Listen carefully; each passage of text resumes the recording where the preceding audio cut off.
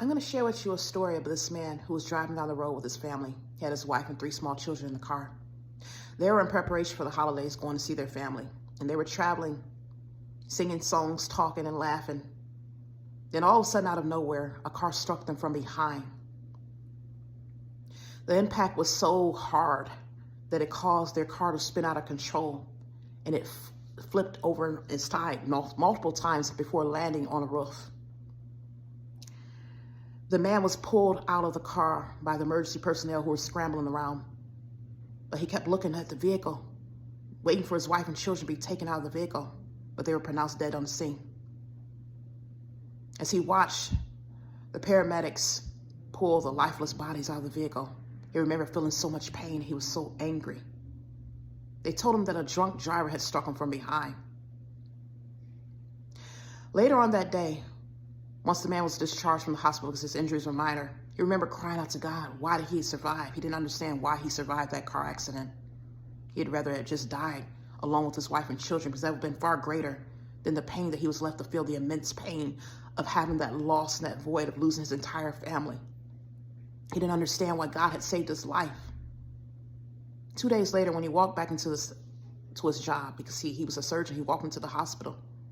They told him he had a patient that was on life support, and he needed to assess the patient because they weren't sure if the patient was going to survive. And it was up to him whether or not that patient would be left on life support. So the man remembered walking into the hospital room, and he took one look at the patient, and he saw the patient lying there all peaceful and still. He was hooked up to the ventilator, a respirator, attached to his mouth.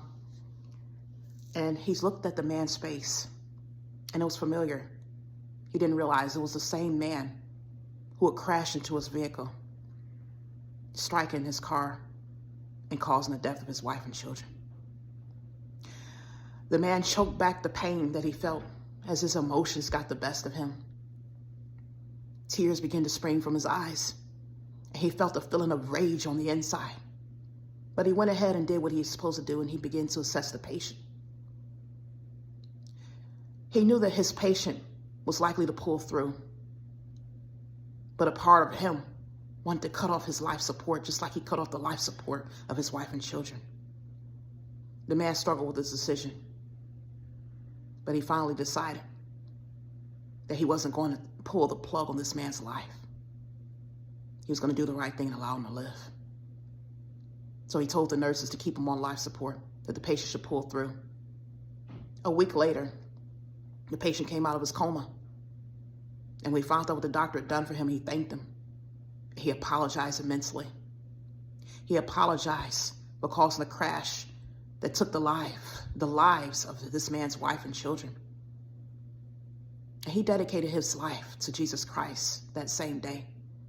The doctor prayed for him, prayed for his soul to be saved, and led him to salvation. See, this was a parable, but this is to symbolize sometimes the pain we can feel when someone causes us great, immense damage. When people do things to us, they might have destroyed our lives, they might have hurt us, caused us some pain that sometimes we can't get over the pain. Sometimes the damage that they have caused is irreparable. But when we have someone on life support, true power comes in the decision we make to allow that person to have life despite the fact they have taken life from us. Because see, we never know what that life's going to lead to and how God plans to have this entire incident turn out for the better of that person and those that that person's lives shall impact. See, even though this was a parable, many times people who cause pain in our lives and cause damage, they might have done it for selfish reasons. Maybe they didn't know any better. Maybe they were a dark person. Maybe they were filled with sin and they didn't know any better. Or maybe they just were heartless.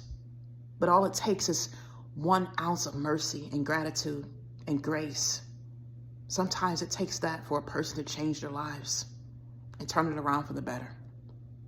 And even though the decisions can be very hard and difficult, to extend mercy and compassion to those who did not do the same for us or who caused us pain and destruction.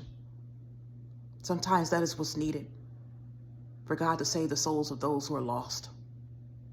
So next time you have the decision to take someone off of life support, think about this parable.